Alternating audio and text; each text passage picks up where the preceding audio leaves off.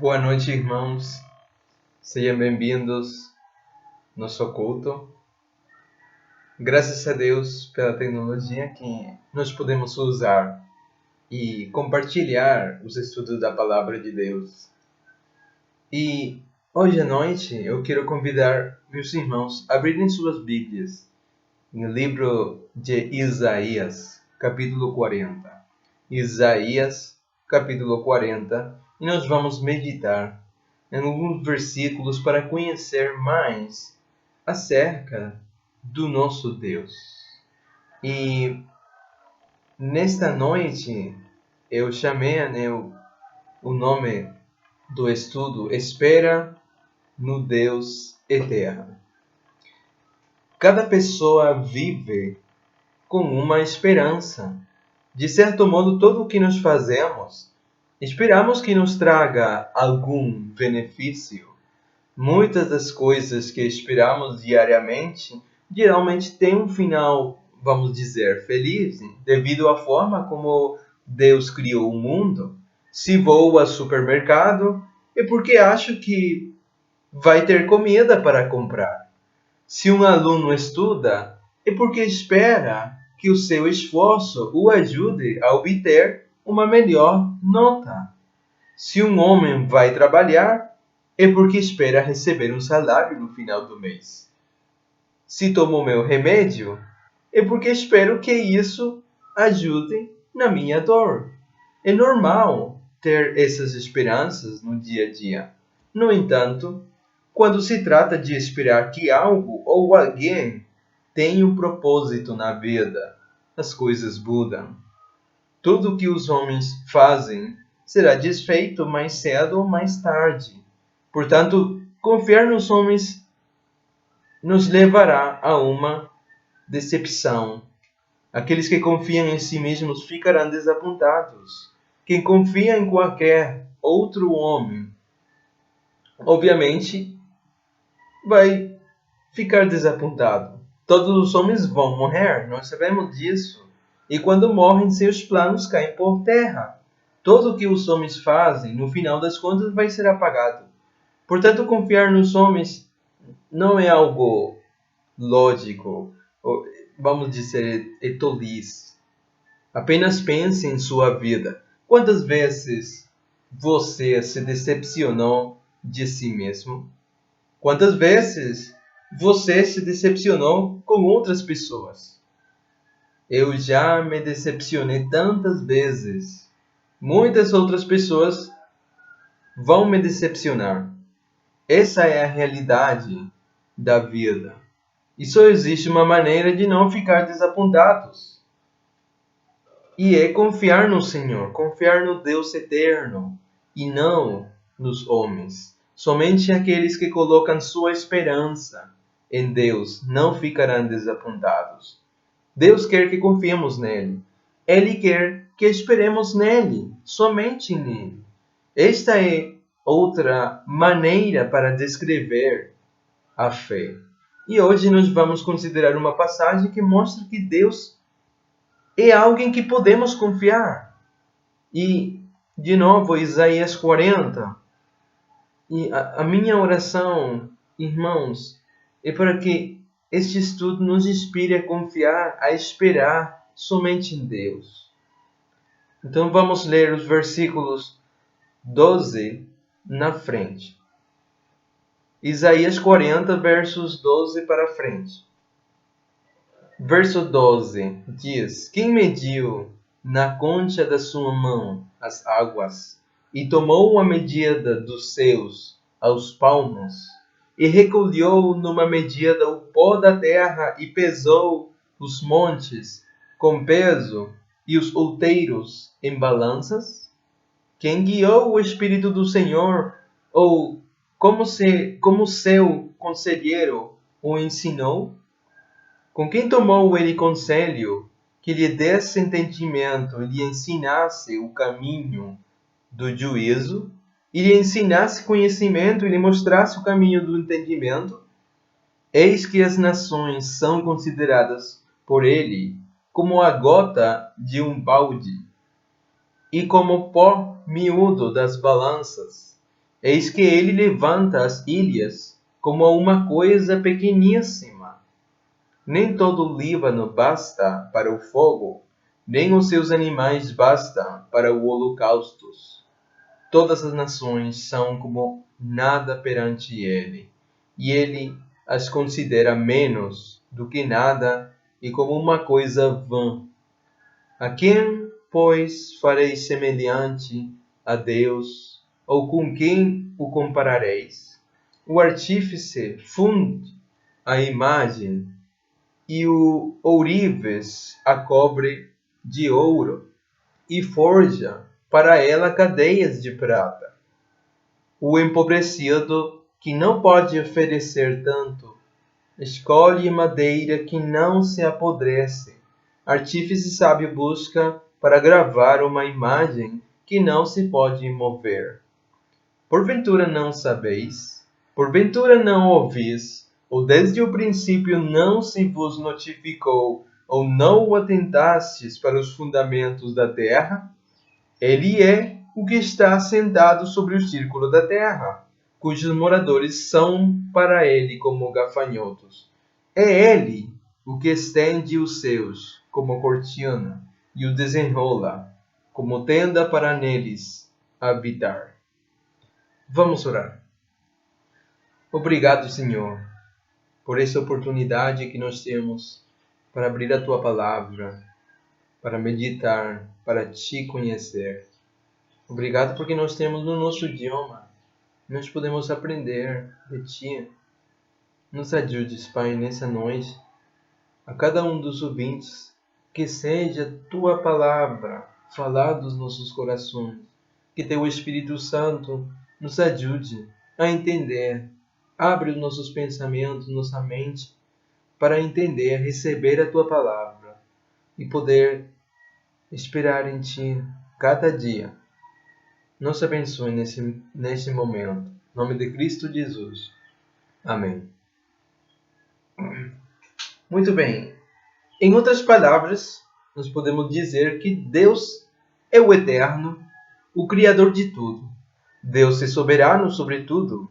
Nada pode impedir Deus. Nada e ninguém é comparável a Deus. Deus é em tudo e está acima de tudo. Deus criou tudo, a terra inteira é dele. Todo conhecimento pertence a Deus. Toda sabedoria é dele, toda força é dele. Deus é Deus, absolutamente e totalmente soberano e onipotente.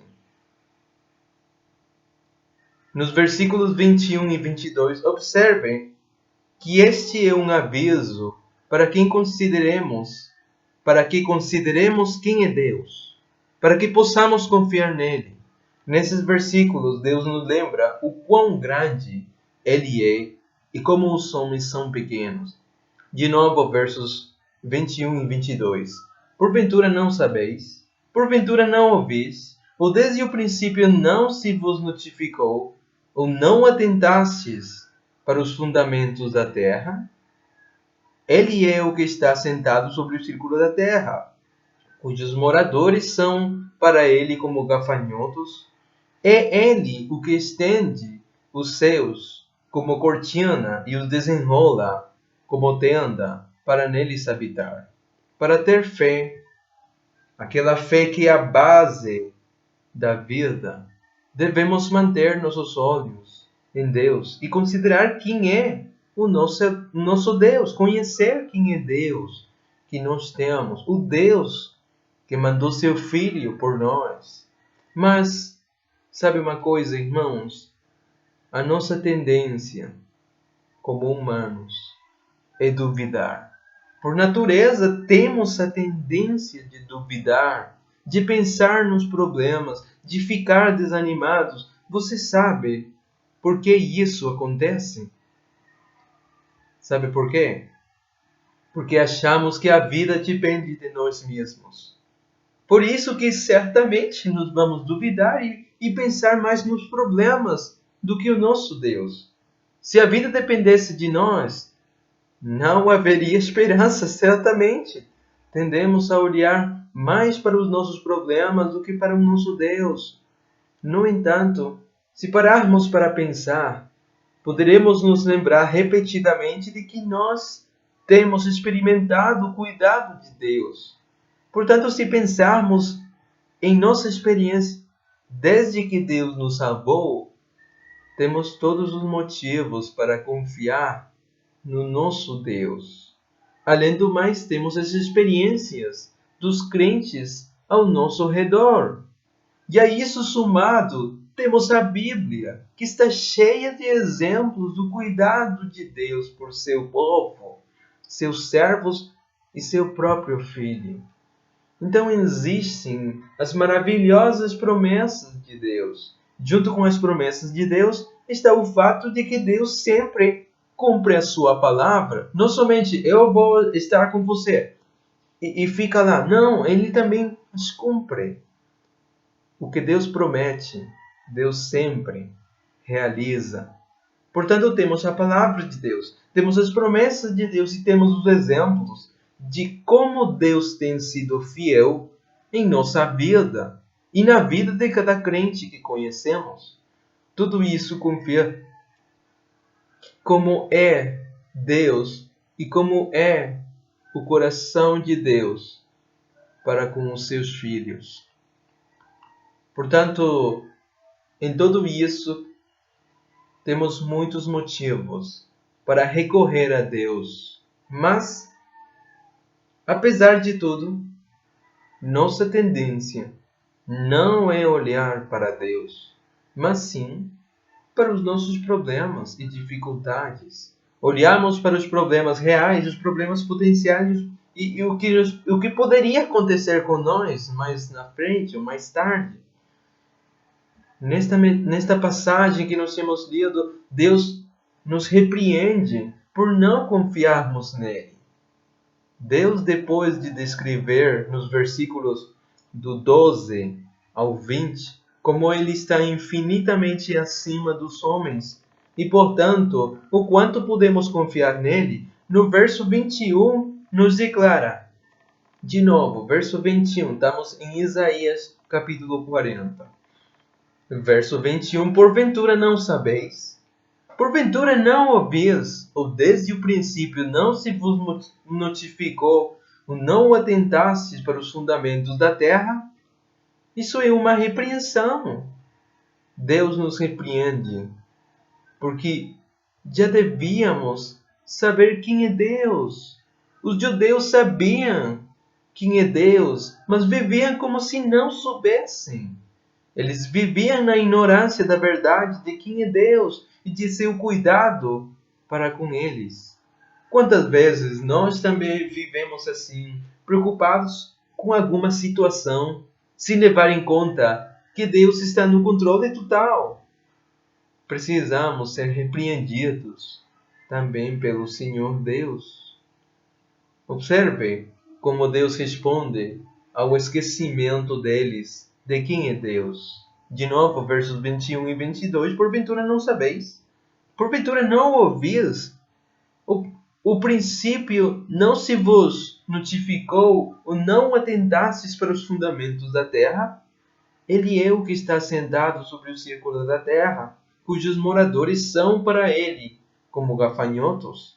É ele o que estende os céus como cortina e os desenrola como tenda para neles habitar.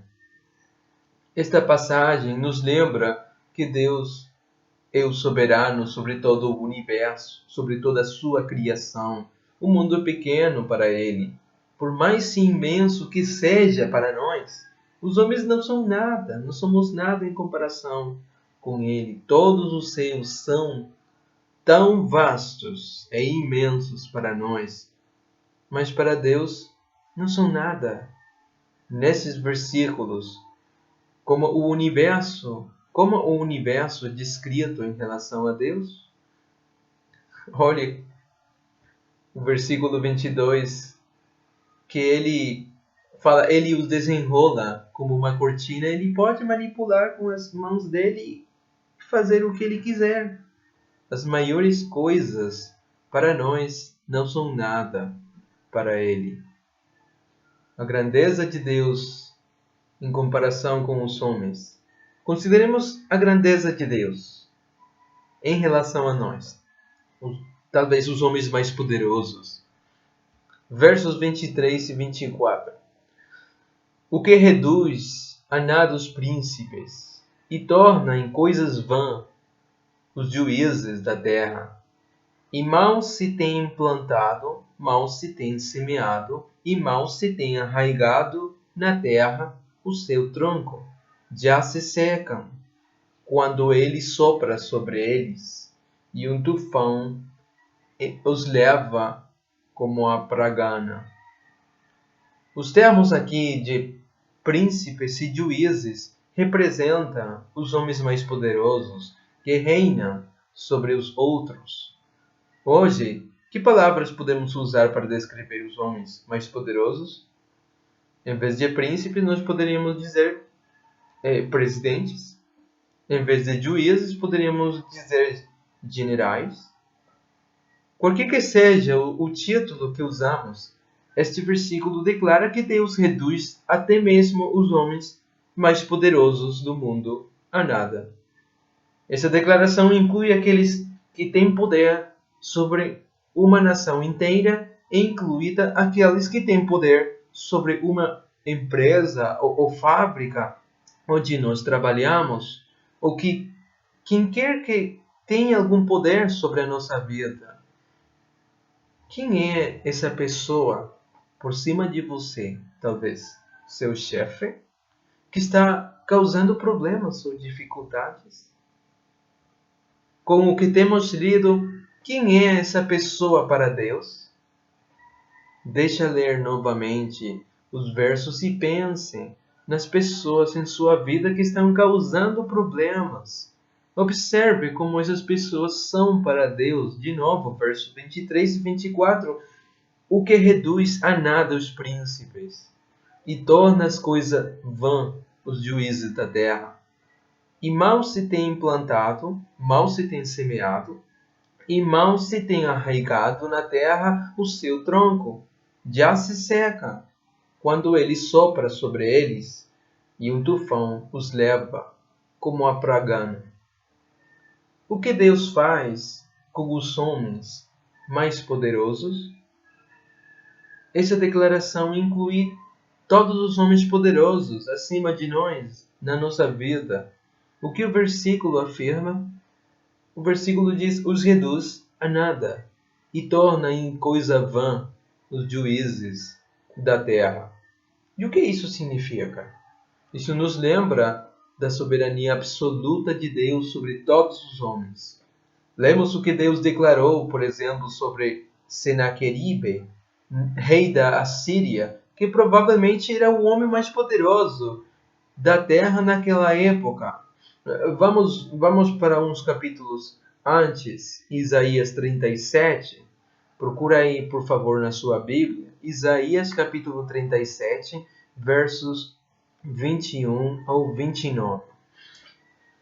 Isaías 37, 21 ao 29 diz: Então Isaías, filho de Amós, mandou dizer a Ezequias: Assim diz o Senhor Deus de Israel: Quanto ao que pediste acerca de Senaqueribe, rei da Assíria, esta é a palavra que o Senhor falou a respeito dele.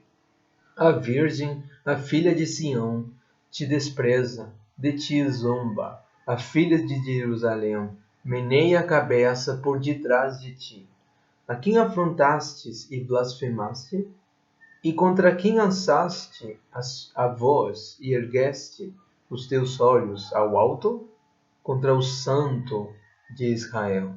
Por meio de teus servos afrontaste o Senhor. Disseste, com a multidão dos meus carros, subi eu aos cumes dos montes, aos últimos recessos do Líbano, e cortarei os seus altos cedros e as suas faias escolhidas, e entrarei na altura do seu cume, ao bosque do seu campo fértil. Eu cavei, bebi as águas, e com as plantas de meus pés sequei todos os rios dos lugares sitiados. Porventura, não ouviste que já há muito tempo eu fiz isso? E já desde os dias antigos o tinha formado? Agora, porém, o fiz vir, para que tu fosses o que destruísse as cidades fortificadas e as reduzisse a montões de ruínas. Por isso, seus moradores, dispondo de pouca força, andaram atemorizados e envergonhados, tornaram-se como a erva do campo, e a relva verde, e o feno do telhado, e o trigo queimado antes da seara. Porém, eu conheço o teu assentar e o teu sair, e o teu entrar e o teu furor contra mim, por causa do teu furor contra mim, e porque a tua arrogância subiu até os meus ouvidos. Portanto, porei o meu anzol no teu nariz, e o meu freio nos teus lábios, e te farei voltar pelo caminho por onde viestes. Perceba que o homem mais poderoso do mundo não era nada diante do Senhor. Quando ele quer, Deus o eleva ao poder, e então, quando ele decide, Deus o rebaixa. Ninguém pode resistir a Deus. Perdão. Pois Deus faz tudo isso de acordo com seu plano para curar, para cuidar e santificar seu povo. Os homens não podem fazer nada sem a permissão de Deus. Vemos esse princípio se concretizar vez após vez na Bíblia. Lembre-se de Nabucodonosor, o rei de Babilônia. Deus deu a ele grande poder, mas quando ele ficou muito orgulhoso, em um instante, Deus o tornou como se fosse um animal. Pense no Egito na época de Moisés. Foi a nação mais poderosa da época. No entanto, todo o poder de Faraó nada poderia fazer para impedir Deus de enviar as terríveis pragas sobre o país do Egito, forçando assim Faraó a libertar o povo de Deus. No pequeno e no grande, Deus está totalmente no controle de tudo e não permite qualquer coisa que não esteja de acordo com seu bom plano para cada um dos seus filhos. Nada escapa de Deus. Portanto, como filhos de Deus, não precisamos temer os homens. O soberano Senhor do universo está do nosso lado. Lemos em Hebreus 13, versos 5 e 6. Eu vou ler rapidamente. Hebreus 13, 5 e 6. Sejam vossos costumes sem avareza, contentando-vos com o que tendes, porque ele disse: não te deixarei, nem te desampararei. E assim, com confiança, usemos dizer: o Senhor é o meu ajudador, e não temerei o que me possa fazer o homem. Confiando em Deus, não seremos desiludidos. Em vez de duvidar, porque é a nossa tendência, nós podemos fortalecer a nossa fé. Então pense comigo novamente. Quem é como Deus? Que homem ou espírito semelhante a Deus? Obviamente ninguém. Deus quer fortalecer a nossa fé. Portanto, nesta passagem, ele continua nos contando ainda mais sobre quem é Deus para nos fortalecer. Vamos continuar. Voltando para Isaías 40. Deus está no controle de toda a natureza. Vamos ler os versículos 25 ao 26. Isaías 40, 25 e 26. A quem, pois, me fareis semelhante, para que eu lhe seja igual? Diz o Santo. Levantai ao alto os vossos olhos, e vede quem criou estas coisas. Foi aquele que faz sair o exército delas segundo o seu número. Ele as chama a todas pelos seus nomes, por causa da grandeza das suas forças, e porquanto é forte em poder, nenhuma delas faltará. O que são essas coisas no verso 26? O que vemos se olharmos para os céus, para cima? Vemos as estrelas, os planetas, a lua, o sol e outros objetos celestes. O homem tem algum poder sobre esses corpos celestes? A lua, os planetas, as estrelas. O homem pode manipulá-las? Absolutamente não. Em vez disso, que relacionamento Deus tem com essas coisas? Que poder Deus tem mesmo desses gigantescos corpos celestes? Deus é o Criador. Deus os criou, os comanda, põe as leis, conhece cada um deles pelo seu nome. Deus é completamente soberano sobre tudo nos céus, assim como Ele é sobre tudo na terra. E o que isso nos mostra sobre Deus? Ele nos mostra mais da grandeza de seu vigor e poder. Deus é totalmente soberano sobre toda a sua criação. Mesmo em pequenas coisas. Alguém pode pensar, tudo bem, Deus está no controle das coisas grandes. No entanto, talvez Ele não esteja no controle das coisas pequenas. Talvez os detalhes da minha vida escapem dele. Irmãos, graças a Deus, Ele está no controle não apenas das coisas grandes, mas também das pequenas. Leia comigo as palavras do nosso Adão Yeshua, nosso Senhor Jesus, em Mateus 10, 28 ao 31.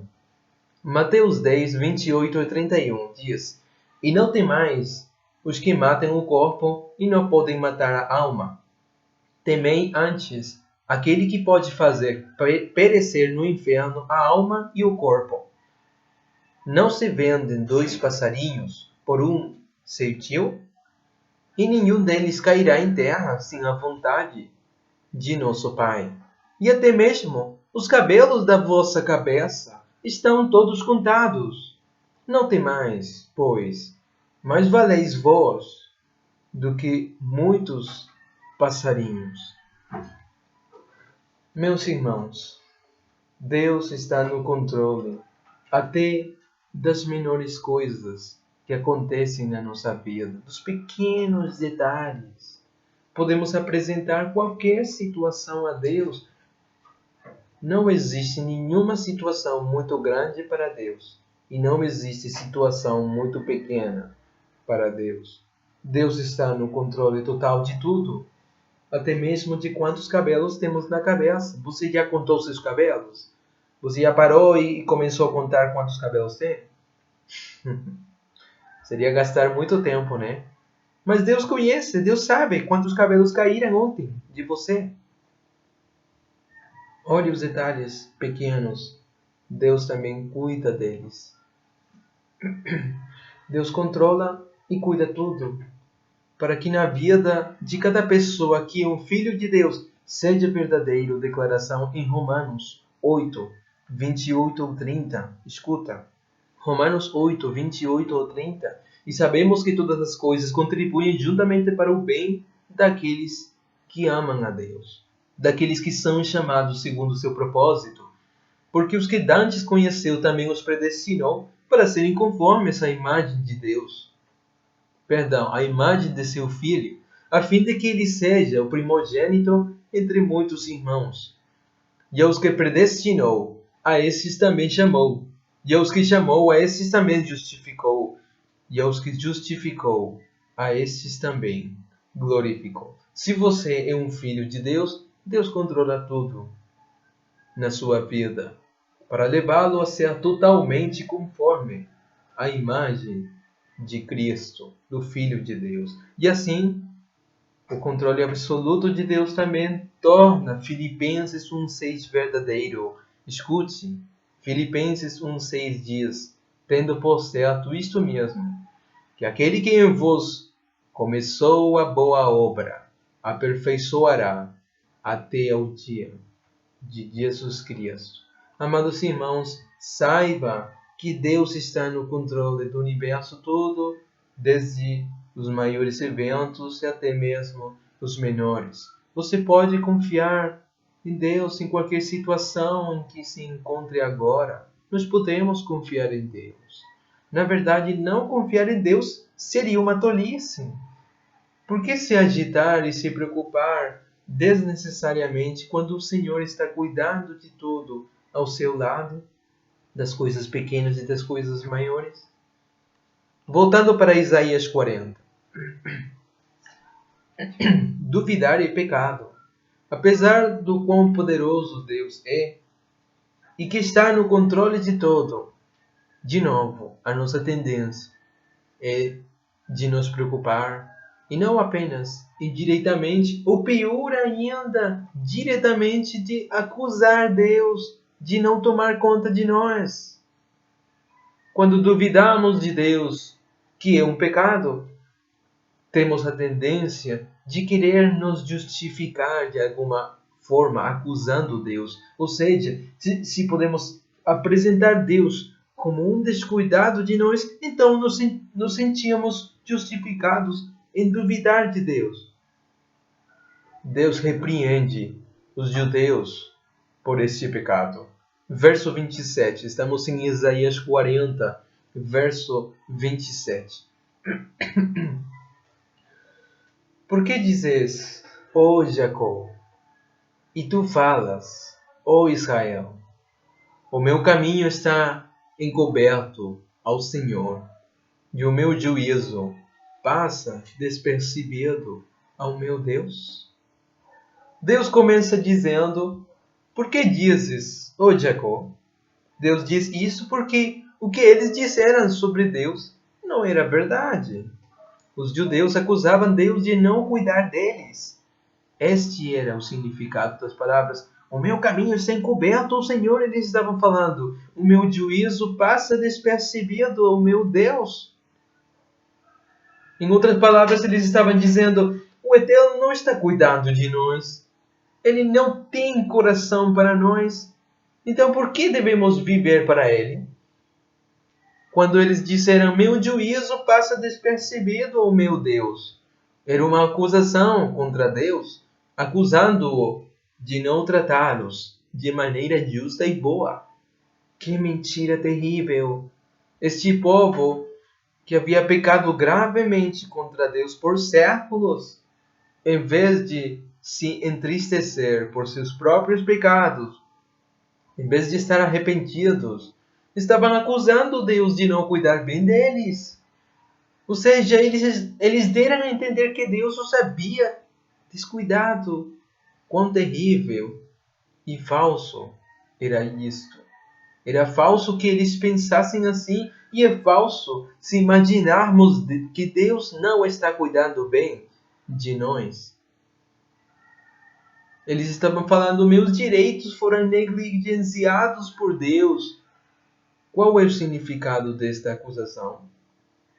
Paremos e consideremos esta acusação contra Deus. Às vezes, infelizmente, também nós acusamos a Deus desta forma. Se não com nossas palavras, pelo menos com nossos pensamentos ou nossas ações. Ou seja, às vezes nos parece que certa prova não é certa para nós. Acreditamos que merecemos melhor do que nos está acontecendo. Se uma pessoa tem um direito, é algo que lhe é devido. Por exemplo, se eu pagar o aluguel, eu tenho o direito de usar aquele apartamento. Se um trabalhador cumprir integralmente os termos de seu contrato, ele tem direito ao seu salário. Então, ter um direito significa que a outra pessoa é obrigada a me dar aquela coisa. É algo que mereço. É meu direito. Então, entendendo isso, vemos que os judeus disseram que mereciam mais do que receberam.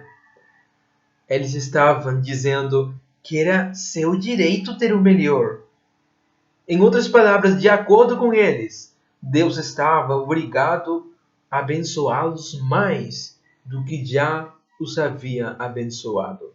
Segundo eles, não era justo que passassem pelas provações e sofrimentos que estavam enfrentando.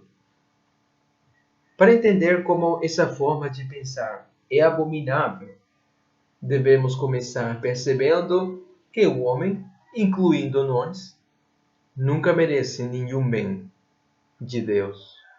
Deus é absolutamente santo e o homem nasce em pecado e continua pecando durante a vida toda. Todos os pecados são contra Deus. Portanto, é impossível para o homem merecer o bem. Pois isso significaria que Deus está em dívida com o homem, o qual não é certo, não é verdade. Todo o bem que recebemos pela graça. Portanto, não temos o direito de receber nenhum bem de Deus. Acreditar que temos o direito de receber o bem é um terrível pecado de orgulho e é desprezar a santidade de Deus e os padrões altos que Deus tem. Na verdade, se considerarmos a história dos filhos de Israel, por séculos eles receberam graça sobre graça. Apesar disso, vez após vez, eles se rebelaram contra Deus. Deus enviou profetas após profetas para adverti-los a abandonar seus pecados. Em vez disso, eles continuaram a pecar contra Deus mais e mais. Se Deus os tivesse tratado com justiça, de acordo com o seu direito, o que eles mereciam, isto é, de acordo, de novo, com o que eles estavam pedindo, então eles teriam sido inteiramente destruídos como um povo e então enviados para o tormento eterno. Seu direito seria não receber nenhum bem de Deus. Em vez disso, eles receberam graça sobre graça.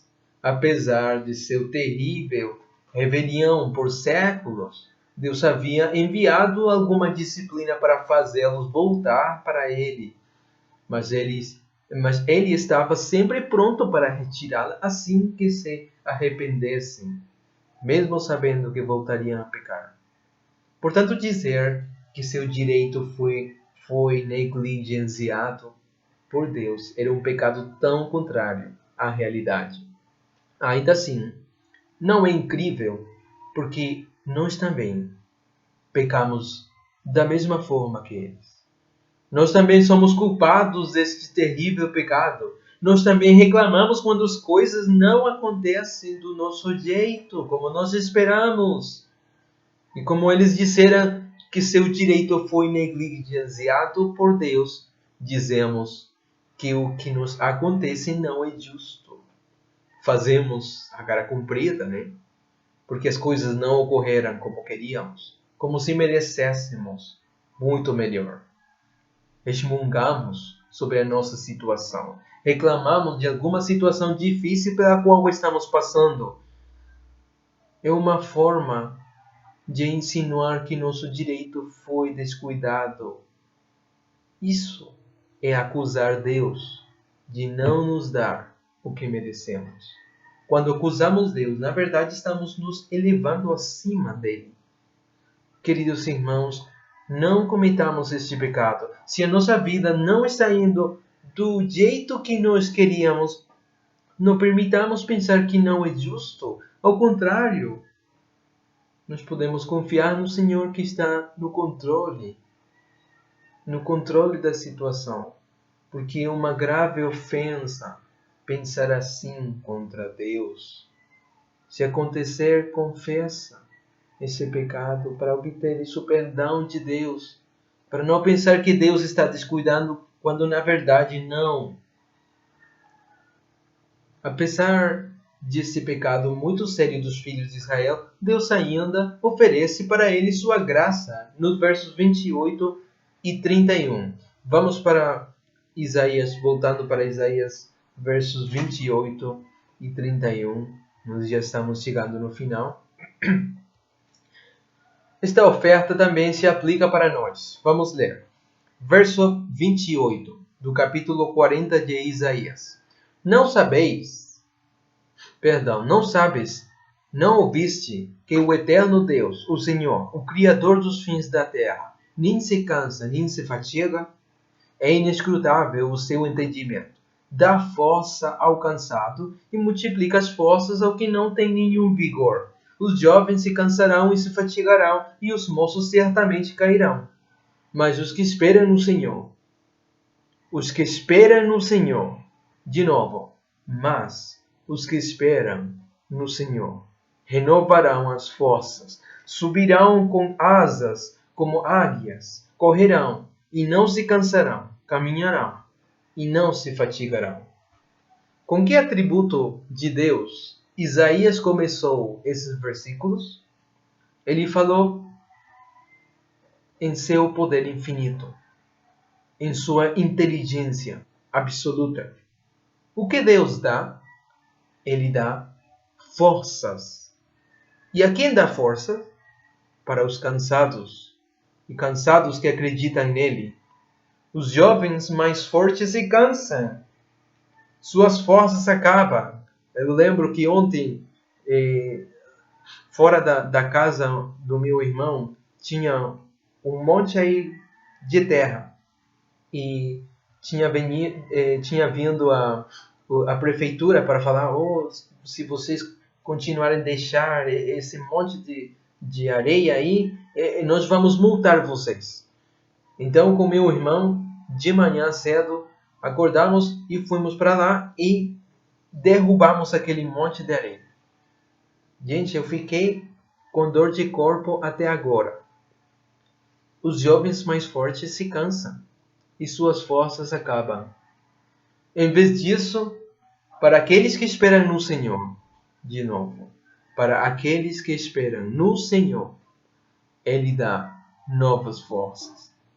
Querido crente, não importa o quão cansado você esteja, ou o quanto a provação seja maior do que você, Deus está pronto para fornecer toda a ajuda de que você precisa. A ajuda do Senhor, do Deus Todo-Poderoso, sempre será mais do que suficiente para superar com sucesso qualquer provação. Deus não ignora ou descuida seus direitos. Na verdade, Deus nos cuida graciosamente, não com base no que merecemos. Meu irmão, não olhe para seus problemas como algo maior do que nosso Deus. Não olhe para as dificuldades. Olhe para Deus. Olhe para o Senhor, o dono do universo. Ele dá forças àquele que espera nele. Mas existe uma condição. Deus dá força a qualquer cansado? Ou seja, vai estar cansado e Deus vai te dar força? Ou existem condições e Deus só dá forças em certas condições? Deus não dá forças a todos. Deus só dá força àqueles que esperam no Senhor. Ou seja, que andam pela fé. Desculpe, alarme aqui isso. Aqueles que andam pela fé em Deus, aqueles que têm a esperança em Deus, aqueles que esperam no Senhor. Você deve ter esperança no Senhor Deus. Muitas vezes tiramos os olhos de Deus, nesses momentos não esperamos, não estamos esperando Deus, duvidamos do seu cuidado, tentamos resolver os nossos problemas por conta própria.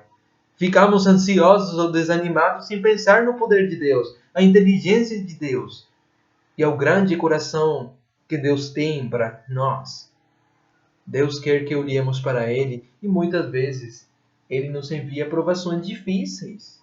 E justamente para nos fazer olhar para Ele, para nos provar. Você está confiando em quem? Em você ou em mim? Quão grande é a ajuda que Deus dá? Quando Deus nos dá força, quanta força Ele nos dá? Pouca ou em abundância? Qual é a comparação que esta passagem oferece? De novo, vamos ler versículos 28 ou 31, e já estamos chegando no final. Não sabeis, não ouviste que o eterno Deus, o Senhor, o Criador dos fins da terra, nem se cansa, nem se fatiga? É inescrutável o seu entendimento, dá força ao cansado, e multiplica as forças ao que não tem nenhum vigor. Os jovens se cansarão e se fatigarão, e os moços certamente cairão. Mas os que esperam no Senhor renovarão as forças, subirão com asas como águias, correrão e não se cansarão, caminharão e não se fatigarão. Deus dá força abundantemente àqueles que nele esperam. Uma força que supera a força dos jovens mais fortes. Será uma força mais do que suficiente para continuar até o fim da nossa peregrinação. Como podemos receber essa força do Senhor? O versículo diz: esperando nele, confiando nele. Finalmente, meus irmãos amados, que possamos reconhecer o poder de Deus.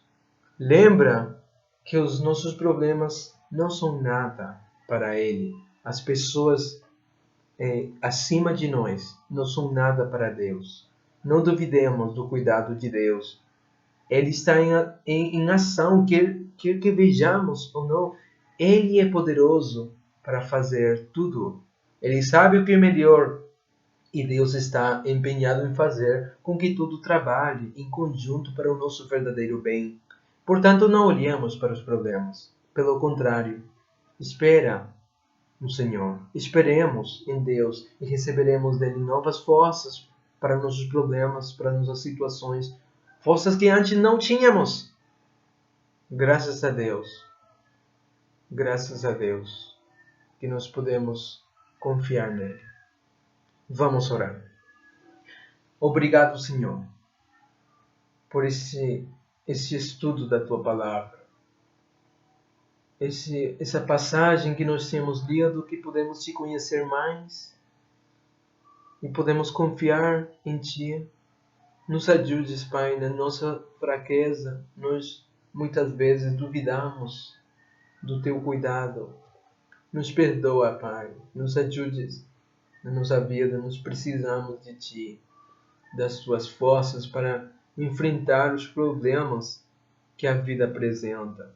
Obrigado por meus irmãos, ajude eles nessa semana a recorrer sempre para Ti, para renovar suas forças e enfrentar as provações. Te agradecemos por tudo. Em nome de Cristo Jesus. Amém. Obrigado, irmãos, pela sua atenção. Deus abençoe.